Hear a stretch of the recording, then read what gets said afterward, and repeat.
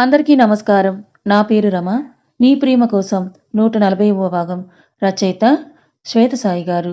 అవును మరి నా దెయ్యం నన్ను విసిగించకపోతే నాకు రోజు గడవదంటూ అయినా ఏంటి డిస్టర్బెన్స్ అని ఆమెను తను కదుపుకొని నుదుటిన పెదవులు నిలిపి నడుం మీద గిల్లుతాడు. ఆ అని దూరం నెట్టి ఏంటిది ఇలా గిల్లుతున్నావు నొప్పిగా ఉంది అంటే ఏది చూడనివ్వు అంటే పో సూర్య అంటే దివ్యని దగ్గరికి లాక్కొని మోకాళ్ళ మీద కూర్చొని నడుము దగ్గర అలా పక్కకి శారీని జరిపి అతను గిల్లిన చోట కందిపోతే అక్కడ ముద్దు పెట్టి, "దీనికే ఇలా అయితే రేపెలా తట్టుకుంటావు నన్ను" అంటాడు. అప్పుడు వేరంటుంది చిన్నగా. "ఏమి వేరు" అని ఇంకాస్త శారీని పక్కకి అని బొడ్డు మీద ముద్దు పెట్టి కొరుకుతాడు. ఆ అని అతని జుట్టు పట్టుకొని, "ఏంటిది సూర్య" అంటే, "ముద్దుగా ఉంది. అందుకే గిఫ్ట్ ఇచ్చానంటాడు." "లే పైకి" అంటే, "ఆ! బావుంది ఇలాగే" అని ముఖం పొట్ట మీద ఉంచి 2 చేతులతో నడుముని చుట్టి హత్తుకుంటే, "సూర్య ఎవరైనా వస్తారంటుంది. రానీ నీకేం భయం లేదు కదా!" నాకు భయం లేదు. పైగా మా అమ్మకు మాటిచ్చేశావు కదా! నీ కడుపులో ఎవరో ఒకరిని తీసుకొని రావాలంటే నాకు రిహార్సల్ కావాలంటాడు. అమ్మో! మీ అబ్బాయిలు ఎందులో స్లోగా ఉన్నా, ఇందులో మాత్రం యాక్టివ్‌గా ఉంటారు కదా! అంటుంది అతని తల నిమురుతూ. ఇంత అందమైన పెళ్ళాం ఉంటే ఆ మాత్రం స్పీడ్‌గా ఉండాలి కదా మరి! అంటాడు. సూర్య వదులు అంటే అతను ఇంకా ఎక్కువ చేస్తుంటే దివ్యకి మాటలు కరువవుతాయి. దివ్య ఎంతగా అతని కోసం బాధపడిందో అర్థమై ఆమెను వదలాలని అనిపించడం లేదు సూర్యకి. ఎందుకు నేనంటే ఇంత ఇష్టం అంటాడు. తెలీదని అతని తల నిమురుతూ వదులు సూర్య. అక్క వస్తే అంతే అని అంటుంది. ఏమీ అనదులే. మనకి ఎంగేజ్‌మెంట్ అయిపోయింది కదా! అయినా తనే అందరిని బయటకు తీసుకొని వెళ్ళింది. ఇప్పుడే రాదు అని అంటాడు. సూర్య పెళ్లి తర్వాత కూడా నేను జాబ్ చేయాలని అనుకుంటున్నాను. నాన్న వాళ్ళని చూసుకోవాలి. కానీ అక్క ఉంది కదా! అయినా బావ నాకు ఆ ఛాన్స్ ఇవ్వడేమో! అయితే నేను జాబ్ మానేసి ఇంట్లోనే ఉండి నీ కోసమే వెయిట్ చేస్తూ ఉంటాను అంటుంది దివ్య. ఎందుకు వెయిటింగ్ అంటాడు. ఆమె నడుము మీద ముద్దులు పెడుతూ. ఇందుకే అంటుంది అతన్ని చూపిస్తూ. ముదిరిపోయావే అని పైకి లేచి నిజంగానే జాబ్ మానేస్తావా? అంటే హా! రోజు 24 అవర్స్ నీ ఫేస్ చూడాలంటే బోర్ అంటుంది. ఏంటే ఏమన్నావంటే అది అని పరిగెడుతుంది. అతను వెనక పడుతూ ఆగు నేను బోరా నీకు అని సూర్య వెంటపడితే దొరకకుండా పరిగెడుతూ ఉన్న దివ్య చెయ్యి పట్టుకొని లాక్కుంటే ఇద్దరూ బెడ్ మీద పడతారు. ఆమె గుండెల మీదకి చేరుతుంటే వద్దు సూర్య వదిలేయ్ అంటుంది. ఛ! ఇంత పిరికిదానివా నువ్వు అంటాడు. సరే ఒక పని చేద్దామని లే అంటుంది లేస్తాడు. చాలా ఇంట్రెస్టింగ్‌గా వెంటనే అతన్ని బెడ్ మీదకి తోసి, "ఇప్పుడు కాదు పెళ్ళయ్యాక చూపించండి శ్రీవారు మీ పనితనం" అని పారిపోతుంది. "ఆ! దివ్య దొరకకపో అప్పుడు చెప్తానంటాడు సూర్య. ఇక అందరూ కాసేపు మాట్లాడుకొని మెయిన్ పనులు ముందు చేయాలనుకొని సూర్య వాళ్ళు వెళ్ళిపోతారు. రామూర్తి గారు బాధగా ఉంటే, "ఏమైంది నాన్న" అంటుంది అను. "మిమ్మల్ని ఎంతగా బాధపెట్టానో అందరికీ తెలుసు కానీ, నేను మాత్రం తెలుసుకోలేదు. మీకోసం ఏదీ చేయలేదంటారాయన." "అయ్యో! ఏంటిది? ఎందుకిలా మాట్లాడుతున్నారు నాన్న" అంటుంది దివ్య కూడా వచ్చి. "మీరు మొదటి నుంచి చాలా కరెక్ట్‌గానే ఉన్నారమ్మా. నేనే అనవసరంగా మీ సంతోషాలన్నీ దూరం చేశానంటారాయన. ఇకపైన ఏది దూరం కాదు నాన్న. ఎప్పటికీ అందరం కలిసే ఉంటాం. అలాగే ఇన్ని రోజులు మిస్ అయిన లైఫ్ అంతా ఇప్పుడు ఎంజాయ్ చేద్దాం" అంటుంది అను. "అలాగే తల్లి" అని ఆమె నుదుటన ముద్దు పెడతారు. అను కళ్ళల్లో నీళ్లు తిరిగి ఆయన్ని హత్తుకొని, "మీరు మాతో ఇలా ఉండడం కన్నా సంతోషం ఏమీ లేదు నాన్న. ఇది చాలు మాకు" అంటుంది అను.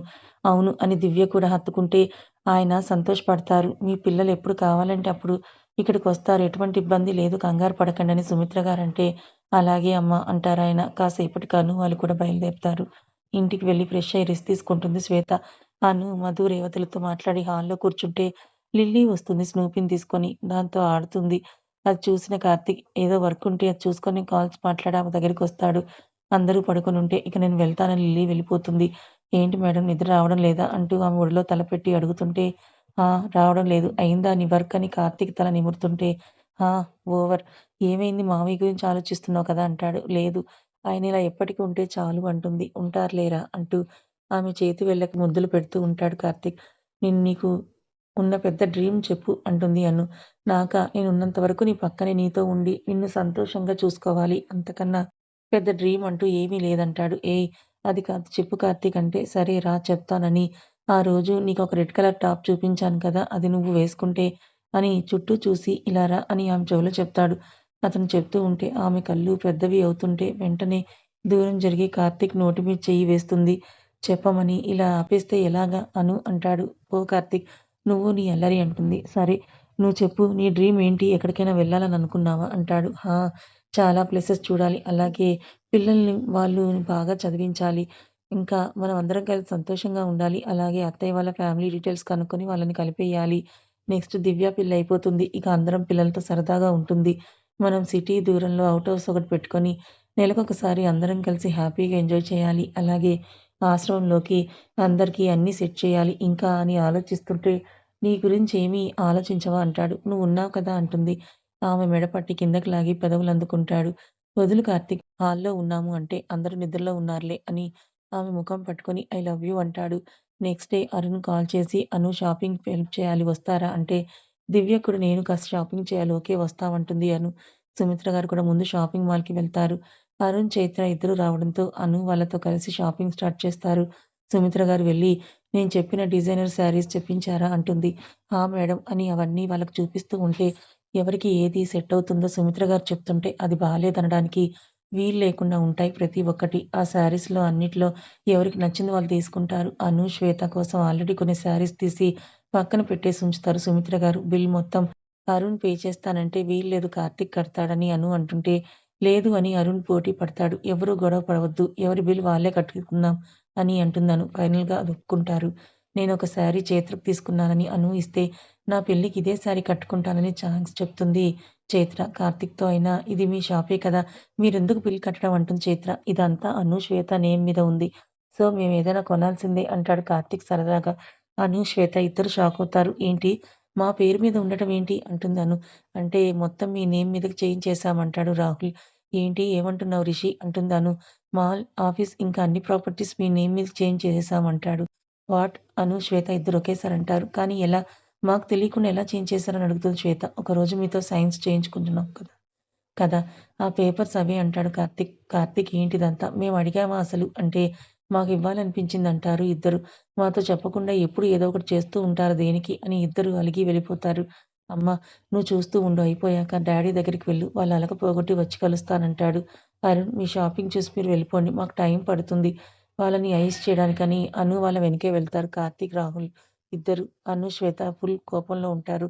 కార్తీక్‌కి ఇంతలో ఏదో కాలొస్తే అది మాట్లాడడానికి పక్కకు వెళ్తాడు. అను, శ్వేత ఇద్దరు టాప్స్ వైపు వెళ్లి అవి సెలెక్ట్ చేస్తుంటే కార్తీక్, రాహుల్‌ని నెగ్లెక్ట్ చేస్తుంటారు. కాల్ ఏదో వస్తే మాట్లాడొచ్చి అనుని పిలిస్తే వినకుండా రాహుల్ వచ్చి "అను నాతో మాట్లాడు. నాతో ఏం ప్రాబ్లమ్" అని అంటే "ఇలాంటిది వేరే డ్రెస్ తీసుకొని రా రిషి" అని చెప్తుంది. ఒక డ్రెస్ చూసి "నేను ఈ డ్రెస్‌ని ట్రయల్ వేస్తాను" అని కార్తీక్ వైపు చూడకుండా శ్వేతకు చెప్పి ట్రయల్ రూమ్‌కి వెళ్ళిపోతుంది. అను డ్రెస్ ట్రయల్ చేసొచ్చాక బయటకొస్తే ఎవరూ కనిపించరు. రాహుల్ కాసేపటికొచ్చి "వీళ్ళిద్దరు ఏరి" అని అంటాడు. అను సైలెంట్‌గా ఉంటే "మాట్లాడవా నాతో" అని అంటాడు రిషి. "నువ్వు శ్వేతతో సైన్ చేయించావు కాబట్టి అది శ్వేత నువ్వు తేల్చుకోండి. నేను కార్తీక్ మీద అలిగాను. సో, నీతో మాట్లాడతానులే" అంటుంది. రాహుల్ నవ్వి "వాడితో కూడా ఎంతసేపు కోపంగా ఉంటావులే కానీ ఈ డ్రెస్ ఓకేనా నీకు?" అని అనుని అడుగుతాడు. "ఏరి వీళ్ళు" అంటే "అదే ఎక్కడికి వెళ్లారో తెలియడం లేదు. నేను వెతుకుతున్నాను" అంటాడు రాహుల్. ఇంతలో శ్వేత వచ్చి "అను ఆ డ్రెస్ నచ్చిందా?" అంటే "ఏమైంది? ఆ చెమటలేంటి శ్వేత?" అంటుంది అను కంగారుగా. "ఏం లేదు. అటు వెళ్ళా కదా అక్కడ ట్రయల్ రూమ్‌లో ఫ్యాన్ లేదు. అందుకే చెమటలు పట్టాయి. కార్తీక్ ఏడంటే ఇప్పుడేదో కాల్ వస్తే ఇంపార్టెంట్ వర్క్ ఉందని వెళ్ళిపోయాడంటుంది. అవునా? నువ్వు కార్తీక్‌తో మాట్లాడుతున్నావా? అంటే నాతో సైన్ చేయించుకుంది రాహుల్ కదా! కార్తీక్ కాదు కదా! అంటుంది. ఓకే. పద వెళ్దాం అంటే ఏ షాపింగ్ చెయ్యి అంటుంది శ్వేత. లేదు మూడ్ లేదు. ఎందుకు మనసు బాలేదు పద అని అంటే సుమిత్ర గారిని ఇంటికి వెళ్ళిపోమని ముగ్గురు ఆఫీస్‌కి వెళ్తారు. సుమిత్ర గారు షాపింగ్ చేసినవన్నీ తీసుకొని ఇంటికి వెళ్తారు. అరుణ్ వాళ్ళ షాపింగ్ అయ్యి వాళ్ళు ఇంటికి వెళ్ళిపోతారు. ఆఫీస్‌లో కూడా కార్తీక్ కనిపించకపోయేసరికి అను కంగారు పడుతుంది. "మీ మరిది ఇక్కడ కూడా లేడేంటి?" అంటుంది అను. "మాట్లాడని అన్నావు కదా! నీకెందుకు?" అంటుంది శ్వేత. అను సైలెంట్‌గా ఉంటే రాహుల్ ఏమైందని సైగ చేసి అడుగుతాడు శ్వేతని. "ఏం లేదని" శ్వేత అంటుంది. ముగ్గురు వర్క్ చేస్తూ ఈవినింగ్ దాకా అక్కడే ఉన్న కార్తీక్ రాడు. ఎంతో కష్టపడి ఆఫ్టర్‌నూన్ అనుతో ఒక 4 ముద్దలు అయితే తినేలా చేస్తుంది శ్వేత. ఈవినింగ్ ఆఫీస్ టైం అయిపోయినా కార్తీక్ రాకపోయేసరికి తనే కార్తీక్ ఫోన్ చేస్తుంది. ఫోన్ తీస్తే "ఏంటి అప్పుడే కోపం పోయిందా?" అంటుంది శ్వేత. కోపం సంగతి తర్వాత. ముందు కార్తీక్ చెప్పకుండా ఎక్కడికి వెళ్ళాడని వెంటనే కాల్ చేస్తే 2 టైమ్స్ రింగ్ అయినా కూడా లిఫ్ట్ చేయకపోయేసరికి టెన్షన్ పెరిగిపోతుంది. ఆల్మోస్ట్ ఏడ్చేస్తుంది. లాస్ట్ రింగ్‌కి లిఫ్ట్ చేసిన కార్తీక్ హలో! కోపం పోయిందా? అంటే అతని హలోతో ఆగిపోయిన గుండె మళ్ళీ స్టార్ట్ అవుతుందామెకి. ఎక్కడికి వెళ్ళావో చెప్పకుండా. అది సరే త్వరగా ఇంటికొచ్చేయి అంటుంది. ఆమె మాటల్లో కోపం కన్నా ఎక్కువగా ప్రేమ, భయం, కంగారుంటాయి. లేదురా అంటున్నా వినకుండా నువ్విప్పుడే రా చూడాలని ఉంది ప్లీజ్ అంటుంది అను. అను విను చాలా ఇంపార్టెంట్ వర్క్ ఉంది. బెంగుళూరు వెళ్తున్నాను. సో, రేపొస్తానంటాడు. అదేంటి చెప్తే నేను వచ్చేదాన్ని కదా! ఒక్కడివే ఎందుకు వెళ్తున్నావు? అంటే ఒక్కడినే కాదు డ్యాడ్ కూడా వచ్చారంటాడు. నిజమేనా? అంటే నిజంగా నా పక్కనే ఉన్నారు మాట్లాడతావా? అంటాడు. వద్దులే నేను నమ్ముతాను కానీ అంత ఇంపార్టెంట్ వర్కా అంటుంది. అవును అను. చాలా ఇంపార్టెంట్ వర్క్. లేకపోతే నీకు చెప్పకుండా ఎందుకొస్తాను? అయినా ఇప్పుడు మేము ఫ్లైట్‌లో ఉన్నాం. సిగ్నల్ పోతుంది. దిగాక చేస్తాను. నువ్వు ఇంటికి వెళ్లి తిని కాల్ చెయ్యి మాట్లాడతానంటాడు. నిజంగా అంటే ఆ! వెళ్లి ఫ్రెష్ అయ్యి తిన్నాక కాల్ చెయ్యి అంటాడు. సరే నేను వీడియో కాల్ చేస్తే బాయ్ అని అంటుంది. అందరూ ఇంటికి స్టార్ట్ అవుతారు. ఏం వర్క్ ఉంది బెంగుళూరులో? అంత సడెన్‌గా అనుకుంటాడు రాహుల్. అందరూ కలిసి భోజనం చేస్తారు. అవ్వగానే ఫోన్ తీసుకొని కార్తీక్ కాల్ చేస్తున్నాను. కాల్ కలపకపోవడంతో ఇంకా దిగలేదేమో అనుకుంటున్నాను. అవును మధుకి చెప్తే తన దగ్గరికి వెళ్తారు కదా మామయ్య వాళ్ళు అంటున్నాను. అను వాళ్ళ వర్క్ ఏంటో తెలియకుండా ఎందుకు అక్కడికి వెళ్ళమనడం? పైగా మనం కూడా లేకుండా వాళ్ళ దగ్గరికి అలా ఎలా వెళ్తారు? అని అంటుంది శ్వేత. అవునులే అది నిజమేలే అని ఫోన్ పట్టుకొని సోఫాలో కూర్చొని కార్తీక్ కాల్ కోసమే వెయిట్ చేస్తూ ఉంటుంది. నువ్వు ఫోన్‌ని చూడకపోయినా కాల్ వస్తుందిలే రా అంటాడు. అయినా ఎందుకు అను ఇంతలా కంగారు పడుతున్నావు అని అడుగుతాడు రాహుల్. ఏమో రిషి మనసు బాలేదు. ఎందుకో కార్తీక్‌ని బాగా చూడాలని ఉంది అంటుంది. సరే నీకలా ఉంటే వాడికి అలాగే ఉంటుంది కదా! దిగగానే చేస్తాడులే అని అంటాడు. అవునులే అని ఫోన్ని తీసి దిగగానే మెసేజ్ చెయ్యి. కార్తీక్ అలాగే మావయ్యకి టాబ్లెట్స్ కూడా వేసుకోమని గుర్తు చెయ్యి అంటుంది. కాసేపటికి అను కాల్ రింగ్ అవుతుంటే కిచెన్ నుంచి పరిగెత్తుకొనొచ్చి లిఫ్ట్ చేసి కార్తీక్ దిగారా అని అడుగుతుంది. ఆ! దిగానురా ఇప్పుడే. అయినా దేనికి నీకంత కంగారు? నేను చేస్తానన్నాను కదా! నువ్విలా కంగారు పడితే నా వర్క్ వదిలేసి వచ్చేస్తానంటాడు. వద్దొద్దులే ఏమైనా తిన్నావా? అంటుంది. లేదింకా తినాలి అంటాడు. సరే తిని చెయ్యి. వెయిట్ చేస్తానులే అంటుందను. లేదు మాట్లాడు. ఆకలిగా లేదు తర్వాత తింటానంటాడు. ముందు తిను అయితే. కాల్‌లోనే ఉంటానంటుంది. చెప్పరా అంటాడు. ఏయ్! ఒక పని చెయ్యి వీడియో కాల్ చేస్తాను. ఎదురుగా పెట్టి తిను. నేను మాట్లాడుతూ ఉంటానంటుంది. నాకు సిగ్నల్ చాలా వీక్‌గా ఉందిరా. తర్వాత వీసీ చేస్తాను. ఇంకేంటి మీరు తిన్నారా అంటాడు. ఆ! ఇప్పుడే అయింది. శ్వేతని పడుకోమంటే నువ్వు కాల్ చేస్తానంటే కూర్చుందంటే ఏదివ్వు నేను మాట్లాడతానని లాక్కుంటే అను ఎప్పుడు ఫోన్ ఇస్తుందా అని చూస్తుంది. ఏంటిది కార్తీక్ ఇలా సడెన్‌గా వెళ్ళిపోతే అను ఎంత కంగారు పడుతుంది అంటుంది శ్వేత. కార్తీక్ ఏదో చెప్తుంటే విని సరే నువ్వు తిన్నాక కాల్ చెయ్యి అంటుంది శ్వేత. అను తీసుకునే లోపు కట్ అవుతుంది. అది చూసి బాగా డల్ అవుతుంది అను. ఆల్మోస్ట్ ఏడ్చినంత. అది అందరికీ అర్థమైంది. ఏంటి శ్వేత అను మాట్లాడేది కదా! నువ్వు దేనికి అది చూడెలా అయిందో అంటాడు రాహుల్. అయ్యో! ఏం లేదు రిషి. బాగానే ఉన్నానని ఫోన్ పక్కన పెట్టి టాబ్లెట్స్ వేసుకోలేదు నువ్వు అని తెచ్చి శ్వేతకి ఇస్తుంది. అనుని చూస్తే శ్వేతకు భయమేస్తుంది. ఆ మెడిసిన్ వేసుకొని నాకు నిద్రొస్తుంది వెళ్లి పడుకుంటానంటుంది శ్వేత. రిషి ఎందుకు దాన్ని అరిచావు? అది ఫీలయినట్టుందంటుంది అను. అయ్యో! అదేం లేదు బానే ఉంది. నిజంగానే నిద్రలో ఉందేమోలే నేను చూస్తాను కానీ నువ్వు డల్ కాకు అను అంటాడు. లోపలికి వెళ్ళిన శ్వేత వెంటనే కార్తీక్ కాల్ చేసి ఏంటిది కార్తీక్ ఇలా జరిగింది? పాపం పిచ్చిది కళ్ళకి కనిపించకపోయినా నీకు బాలేదని మనసు చెప్తుంటే దాంతో పోటీ పడుతోంది. మధుకి చేసి అక్కడికి వెళ్ళమంటానని అంది. వద్దని ఆపానంటుంది. వీడియో కాల్ చేయకపోతే బాగా బాధపడుతుందేమో కార్తీక్. ఇప్పుడెలా అంటే ఏదో ఒకటి చేస్తాను వదిన. నాకు దాన్ని చూడాలని ఉంది అంటాడు. సరే చూడు జాగ్రత్త. మామయ్య భోజనం చేశారా? అంటుంది. ఆ! ఇప్పుడే కోడలు కోసం టాబ్లెట్స్ వేసుకోకపోతే అనూకి చెప్తానంటే వేసుకున్నారంటాడు. సరే నీకెలా ఉంది? పెయిన్ ఏమీ లేదు కదా! అంటే ఉంది. అను దగ్గర విషయం దాచినందుకు, దాన్ని చూడలేకపోతున్నందుకు, అది పక్కన లేనందుకు, అంతకు మించి ఏ పెయిన్ తెలియడం లేదు అంటాడు. అర్థమైంది. అందుకే అనుకి చెప్పేయి అన్నానంటుంది శ్వేత.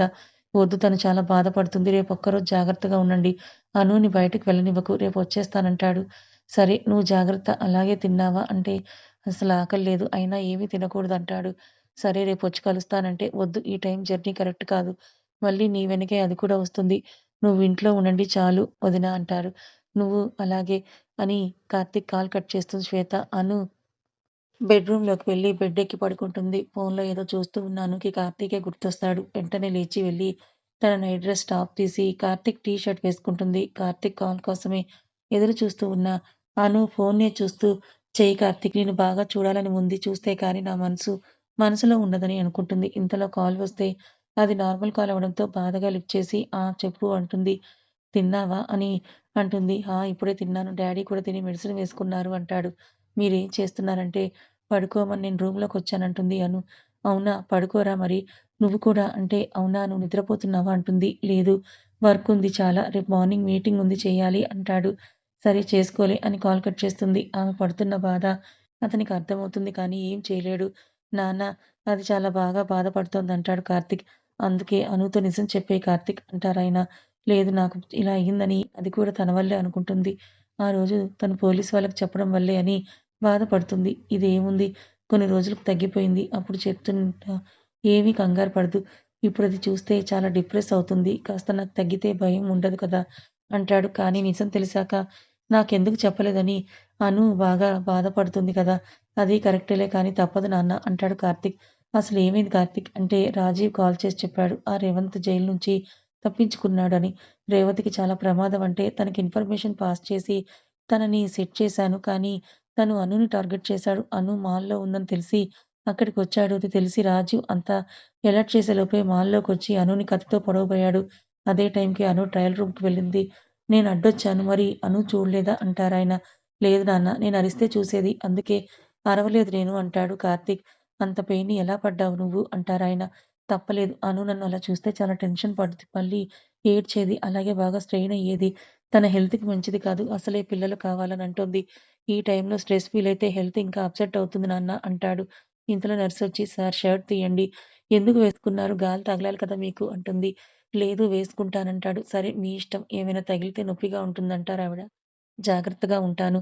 ఏమీ కాదు అంటాడు. మీ ఇష్టమని సెలైన్ స్లోగా పెట్టి వెళ్తుంది. అనుతో మాట్లాడరా అలాగే ఇంకెవరు రారులే షర్ట్ తీ. ఆవిడ ఏం ఫీల్ కాదంటారు. ఆయన అను నెంబర్ రాగానే ఒక నవ్వు నవ్వితే నేనింకో రూమ్ ఉంది అక్కడ పడుకుంటానంటారు హరిప్రసాద్ గారు. అలాగే డాడ్ అని అనుకి వీడియో కాల్ చేస్తాడు. ఒక్క రింగ్ కూడా అవ్వకుండానే లిఫ్ట్ చేస్తుంది. అను ఎక్సైటింగ్‌గా కార్తీక్‌ని చూడాలని 1000 కళ్ళతో చూసిన ఆమెకి చీకటి కనిపిస్తే ముఖమంతా పీక్కుపోయి అతని షర్ట్ వేసుకున్న అనుని చూడగానే కార్తీక్ కళ్ళల్లో నీళ్ళొస్తాయి. ఏమైంది కార్తీక్ చీకటిగా ఉంది అంటే ఇక్కడ పవర్ పోయిందిరా. అసలు జనరేటర్ కూడా లేదు. అందుకే రేపు చేస్తాను అన్నాను. కానీ నా బంగారానికి ఈరోజే నన్ను చూడాలనిపించింది గదా! అందుకే ఇప్పుడు చేశానంటాడు. అను ఆ చీకటిగా ఉన్న స్క్రీన్‌ని తడుముతూ ఎందుకో బాగా అలజడిగా ఉంది కార్తీక్. నీకేం కాకపోతే నాకంతే చాలని మనసులోనే అనుకోని అలాగే ఉంటుంది. ఏంటమ్ముడు ఏమైంది? అంటే ఐ మిస్ యూ అంటుంది. తెలుస్తోంది. నా టీ షర్ట్ ఎందుకు వేసుకున్నావురా? అంటాడు. పక్కన లేవు కదా! అందుకే అంటుంది. అంటే నేను నిన్ను తాకుతున్నాను కదా! అంటాడు. అలా ఏం కాదులే బాబు. పక్కన లేవు. నిన్ను హగ్ చేసుకోలేక ఇది వేసుకున్నానంటుంది. నేను కూడా నిన్ను చాలా మిస్ అవుతున్నానురా.